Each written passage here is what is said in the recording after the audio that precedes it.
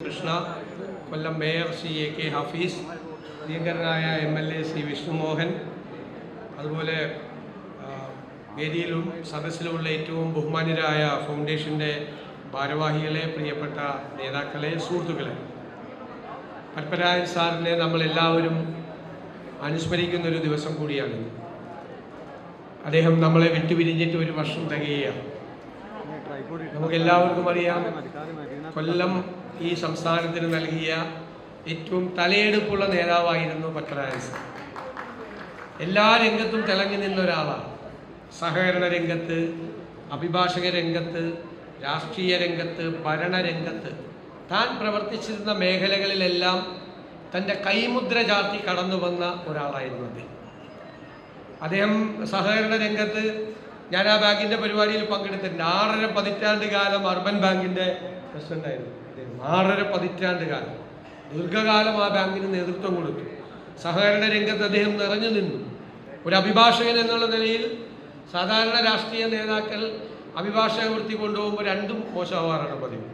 പക്ഷേ രാഷ്ട്രീയ പ്രവർത്തനവും അഭിഭാഷക വൃത്തിയും ഒരുമിച്ച് കൊണ്ടുപോകാൻ കഴിയുമെന്ന് തെളിയിച്ച അഭിഭാഷകനായിരുന്നു പത്മരാജൻ സാർ. അദ്ദേഹം നിയമസഭയിലൊക്കെ സംസാരിക്കുമ്പോൾ നമുക്കറിയാം, അദ്ദേഹം ഒരു അഭിഭാഷകന്റെ പശ്ചാത്തലം, അദ്ദേഹത്തിൻ്റെ ഒരു കോൺസ്റ്റിറ്റ്യൂഷണൽ ഫ്രെയിംവർക്ക് അദ്ദേഹം സംസാരിക്കുമ്പോഴെല്ലാം അതിലുണ്ടായിരുന്നു എന്നുള്ളത്. മികച്ച അഭിഭാഷകനായിരുന്നു, പ്രാക്ടീസ് ഉണ്ടായിരുന്ന, നല്ല ഓഫീസ് നടത്തിയിരുന്ന, ഒരുപാട് ജൂനിയർമാരെല്ലാം ഉണ്ടായിരുന്ന, മികച്ച ഓഫീസ് നടത്തിയിരുന്ന ഒരു അഭിഭാഷകനായിരുന്നു. സംഘടനാ രംഗത്ത് അദ്ദേഹം ചാത്തന്നൂരിലെ ബ്ലോക്ക് പ്രസിഡന്റായി, DCC വൈസ് പ്രസിഡന്റായി, DCC പ്രസിഡന്റായി. ഒരു കോൺഗ്രസ്സുകാരന് കേരളത്തിൽ ആകാൻ പറ്റാവുന്ന ഏറ്റവും വലിയ സ്ഥാനം KPCCയുടെ അധ്യക്ഷനായി. KPCCയുടെ അധ്യക്ഷൻ അദ്ദേഹം ആയപ്പോഴാണ് ഈ ഇന്ദിരാഭവൻ അവിടെ നിർമ്മിച്ചത്. ആ ഇന്ദിരാഭവനാണ്. അതുവരെ കോൺഗ്രസിന് ഒരു ആസ്ഥാനം തിരുവനന്തപുരത്ത് ഉണ്ടായിരുന്നില്ല, സ്വന്തമായ ഒരു ആസ്ഥാനം ഉണ്ടായിരുന്നില്ല. കോൺഗ്രസിൻ്റെ പ്രൗഢി മുഴുവൻ വിളിച്ചറിയിക്കുന്ന തരത്തിൽ നല്ല ഒരു പ്രൈം പ്രോപ്പർട്ടിയിൽ ഏറ്റവും നല്ല ഒരു ഓഫീസ് പണിതിട്ടാണ് അദ്ദേഹം അവിടെ നിന്ന് പണിയിറങ്ങിയത്. ശ്രീ K കരുണാകരനോടൊപ്പവും അതുപോലെ ശ്രീ AK ആന്റണിയോടൊപ്പവും അദ്ദേഹത്തിന് മന്ത്രിയായിരിക്കാനുള്ള അവസരമുണ്ടായി. ധനകാര്യ മന്ത്രിയായി ഏറെ ശോഭിച്ച ഒരാളായിരുന്നു അദ്ദേഹം. ഞങ്ങളെ ചെറുപ്പക്കാരായ MLA-മാരോട് വളരെ വാത്സല്യവും സ്നേഹവും പ്രോത്സാഹനവുമെല്ലാം അദ്ദേഹം നൽകിയിരുന്നത് ഞാൻ ഇപ്പോഴും ഓർക്കുന്നു. എപ്പോഴും വാത്സല്യത്തോടു കൂടിയാണ് അദ്ദേഹം ഞങ്ങളെല്ലാം സമീപിച്ചിരുന്നത്.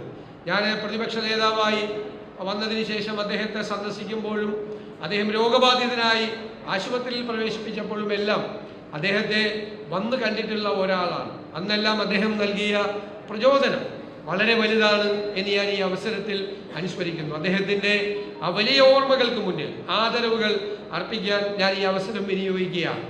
കൊല്ലത്തെ സംബന്ധിച്ചിടത്തോളം അദ്ദേഹം സ്റ്റീഫൻ സാറിൻ്റെ എല്ലാം കൂടെ നിന്ന് പ്രവർത്തിക്കാൻ കഴിഞ്ഞ ഒരാൾ കൂടിയാണ്. ആ ഒരു ട്രേഡ് യൂണിയൻ പാരമ്പര്യവും ആ ഒരു സംഘടനാ പാരമ്പര്യവും ഉള്ള കോൺഗ്രസിൻ്റെ സംസ്ഥാനത്ത് തന്നെ നമുക്ക് ഉയർത്തിക്കാട്ടാൻ നമുക്ക് കഴിഞ്ഞ പരിണതപ്രജ്ഞനായ നേതാവ്, ശാന്തതയോടും സൗമ്യതയോടും കൂടി കാര്യങ്ങളിൽ ഇടപെടുന്ന, എല്ലാവരെയും ചേർത്ത് നിർത്തുന്ന മാതൃകയായ ഒരു നേതാവായിരുന്നു എന്ന നിലയിലാണ് എൻ്റെ ഹൃദയത്തിൽ അദ്ദേഹത്തിൻ്റെ സ്ഥാനം.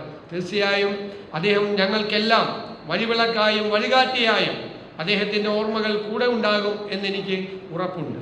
അദ്ദേഹത്തിൻ്റെ പേരിൽ ഫൗണ്ടേഷൻ രൂപീകരിച്ചപ്പോൾ അതിൻ്റെ ഭാരവാഹികൾ ആ വിവരം നേരത്തെ തന്നെ അറിയിച്ചിരുന്നു.